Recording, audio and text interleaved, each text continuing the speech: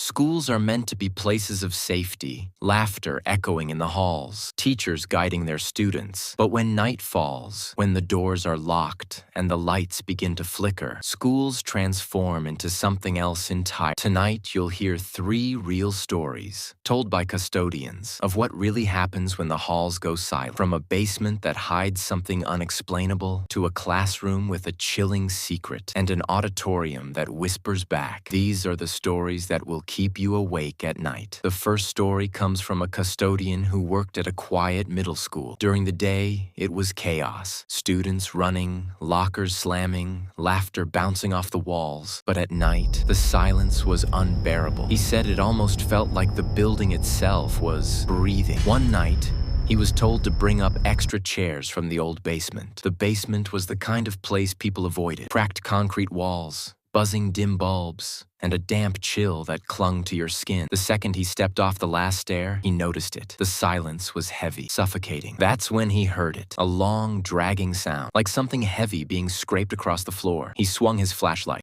Then, a sudden cold draft brushed past his neck. He turned, and his heart nearly stopped. The stack of chairs he was supposed to collect?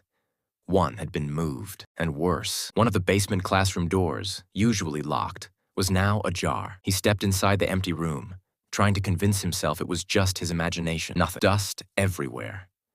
But as he turned to leave, the dragging sound came again, this time directly behind him. Terrified, he bolted upstairs. A week later, while walking past the basement door, he froze.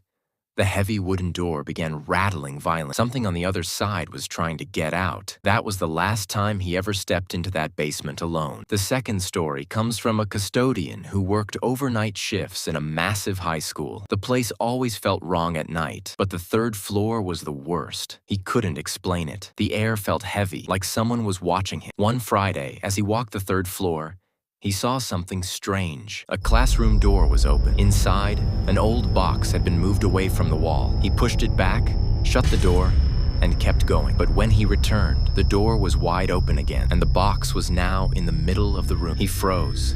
His skin prickled. Then, from the dark room, he heard it. Deep, heavy breathing. It wasn't his. Someone, or something, was in there with him. Panicking, he slammed the door shut and ran. When he returned with his supervisor, the room was completely normal. The box was back in the corner. The door was locked tight. Later that night, shaken, he confided in another custodian. That's when he learned the truth. Years ago, a student had been found hiding in that very room. Since then, staff had whispered about strange sounds. Doors moving, objects shifting, and breathing when no one else was there. He never looked inside that room again. For another custodian, the scariest place wasn't the basement or the classrooms. It was the auditorium. The massive, empty space always felt alive, like the shadows were waiting for him. One night, while sweeping near the stage, he heard it. A faint rustling. Then clear footsteps moving across the stage. But no one was there. Out of the corner of his eye, a shadow moved. And then, whispering from the balcony above. The whispers grew louder, surrounding him. He stopped, frozen in fear. And then, they went silent. He heard his own name whispered right behind him. When he looked back at the balcony, a figure was standing there, perfectly still, staring down at him. And just as suddenly, it vanished. Later, he discovered the auditorium's dark history. Years earlier, a beloved drama teacher had collapsed and died on that very stage.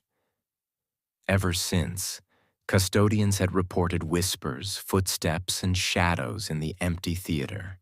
3 custodians, 3 schools, 3 stories that prove one thing. When night falls and the halls are silent, schools aren't empty. They're alive. The question is, if you were alone in one, would you make it through the night?